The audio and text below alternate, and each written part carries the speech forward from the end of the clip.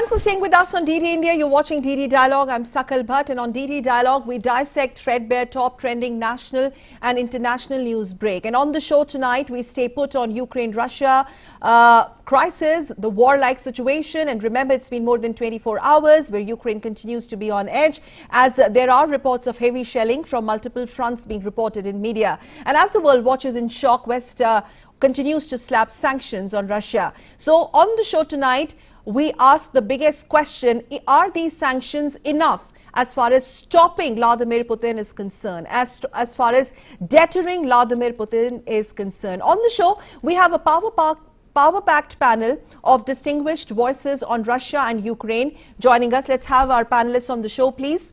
We have former ambassadors joining us. Let me quickly welcome Ambassador S.R. Tayal joining us on the show. He's the former Indian envoy to South Korea and has also served in various missions in Russia, including Warsaw. I also welcome Ambassador Mohan Kumar here on the show, who has been India's envoy to France, and he's Chairman RIS. Welcoming on the show Nandan Unikrishnan, distinguished fellow ORF and an authority in Russian affairs. I also, in fact, we will be joined by Atul Singh, CEO and Editor-in-Chief, Fair Observer, in a short while from now. And it's a pleasure to have on the show Kamar Agha Saab, distinguished voice in strategic affairs, joining us on this panel. And of course, our Sreeram Chaulia, Professor Sreeram Chaulia, foreign affairs expert and author, reputed author. Sreeram Chaulia, what's your assessment? Well, Sakal, I think, look, Russia is the world's 12th largest economy, and Russia is a top oil producer. So you can't really completely isolate and corner a country of that size and proportion, certainly not instantly. But I think what Biden and the Europeans are looking at is a step-by-step escalation of more and more punitive measures, and which in the medium to long run will definitely bite. So they may not deter Russia, which 24 hours ago started this massive attack on Ukraine. But I think you can see the pain coming in the longer run. I mean, you look at their banks, they have their big banks, and their assets have been frozen. One of them is more than $200 billion. So they are actually looking at another, long recession. Of course, you can argue that the Russians are stoic people. History shows that Russians have always borne a lot of pain and suffering at the behest of their elites, be it during the Tsarist period or the communist period, or now under Putin. So for national glory, for rejuvenation, for grandeur, for Mother Russia, history shows that they often endure a lot of suffering. So in that sense, there will be pain. It's not that it is totally cost-free. The question is, even with gas, diversification is not an immediate thing. The Europeans are still 35 to 40% of European gas still comes from Russia. So it's not like they can snap it off today and then they will all be powerless and they'll be freezing because the winter has not gone away. So there is interdependence that has been built up over 3 decades of cooperation, even though it's been fractious at times. The European and the Russian connection, because of geography, because of the pipelines, so it's not easy to snap all of them at once. But I do believe that this move, this full-on attempted regime change that is likely to be happening in Ukraine will, in the medium to long run, run down Russia's capabilities and degrade its integration into the global economy, and will push them closer to China, and which is not at all strategically astute. So I think that's one more reason why the West is holding back on using the bludgeon and completely trying to devastate Russia, because they don't want the situation to worsen further, the Sino-Russian axis to become even stronger, which will be a huge blow to Western grand strategy of containing China. And Sreeram Chaulia, Ukrainian president says that whatever the world is doing is not enough. Well, there are reports that he's in Kiev as we speak. There are reports that he might not be in Kiev. We will not speculate. An expectation mismatch? Yeah, well, I think he was banking on a much more robust support, but But did I he think not? I mean, I'm sorry, I'm cutting you here. We had Ukrainian envoy to India at around, around 2 in the afternoon, saying that there are at least 70 countries ranging from Guatemala to Japan rallying their support. And it's been more than 24 hours, and the kind of reports that are coming in all over, it looks like, yeah, there is support growing for Ukraine. But still, well, if the top leader says he expected more. Sakal, the thing is, look, verbally and rhetorically, anyone can sympathize with any other country. That's par for the course in international politics. But right now, his own life and that of his cabinet and his regime is on the line.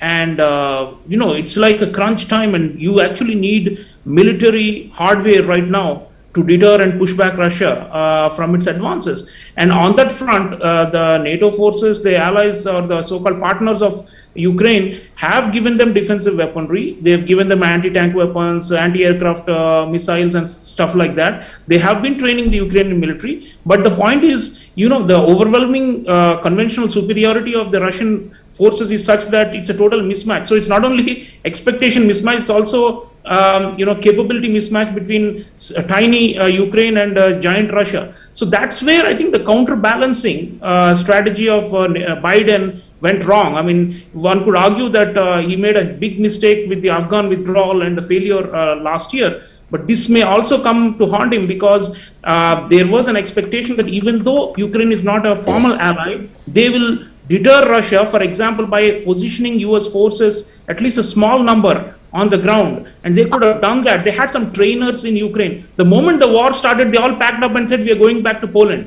which is a formal. Okay, well, that's so the point. I feel like an abandonment from a small country's point of view, which is Repeats of sorts. not getting the support. Yes, Sreeram, I'm just going to quickly take this to you just to put this in perspective.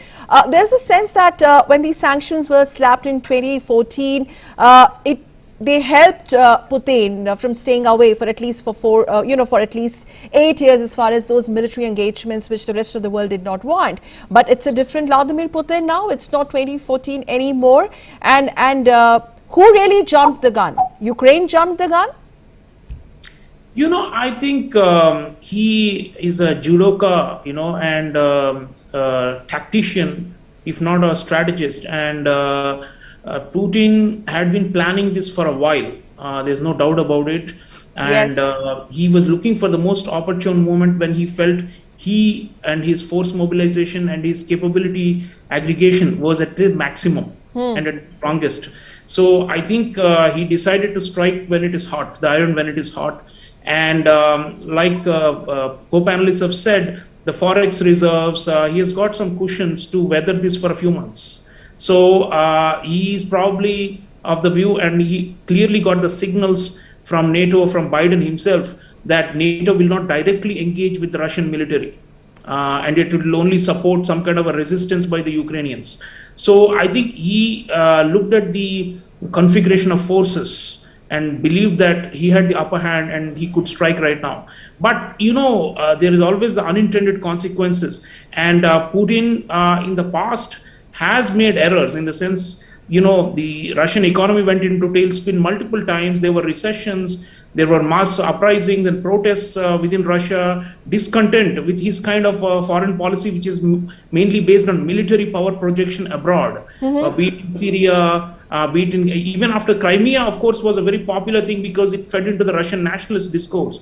So I think he probably has made his, this is like his biggest gamble of Vladimir Putin's career, and he's betting that it will pay off. But 22 years, I read and I hear that, the advisors around him have thinned. He's making more and more decisions all on his own, and nobody knows what's in his head. So, I think at 22 years in power, you're prone to make more and more errors, or to believe that you're indispensable. So I'm not saying that this is the end for Putin, or that this is going to bring about his fall. I think far from it. But what I'm saying is that he may have erred, given the fact that he has outraged almost, the entire set of the Western world all at once, And earlier he could divide the Europeans from the Americans. He could divide the Western Europeans from the Eastern Europeans. He could, play around and maneuver in the theater. Yeah. But now this kind of extreme step, we have sympathies for Russia. We have always been pro-Russian in many ways because of our close strategic partnership. But this kind of move could backfire for him, given that he is already into his 23rd year in power. I have a feeling there is a domestic opposition. There is this whole issue of opposition leader Navalny in jail. And if hardship rises again, Russians can bear it, yes, but then he'll have to justify it and keep justifying it. And that, I think, there is a limit to how far he can go with this. So my own feeling is this may not be a mistake, may not be looking like a mistake. It may look like a slam dunk. It may look like he has the whole thing under control, but things can spiral out very quickly with the economic situation.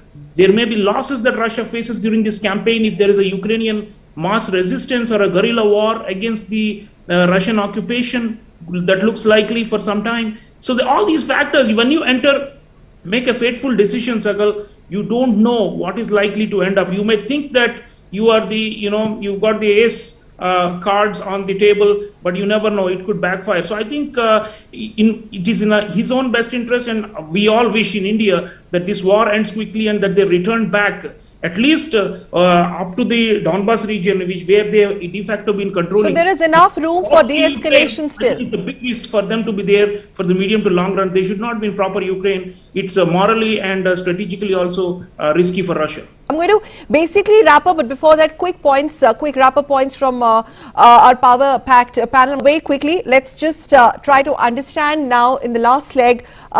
This may or may not kind of influence Putin. We're talking about sanctions clamped down, to take a call in terms of de-escalating. He has something on mind, and like many of you are saying, that only he knows. But the impact of these sanctions on the global market, particularly the impact of all this as far as India's ties with Russia in trade and defense is concerned. Although, of course, like pointed out by Ambassador Kumar yesterday, Foreign Secretary said that we're going to read and we're going to study this in terms of impact. We'll have to see, wait and watch. Your assessment. Sreeram.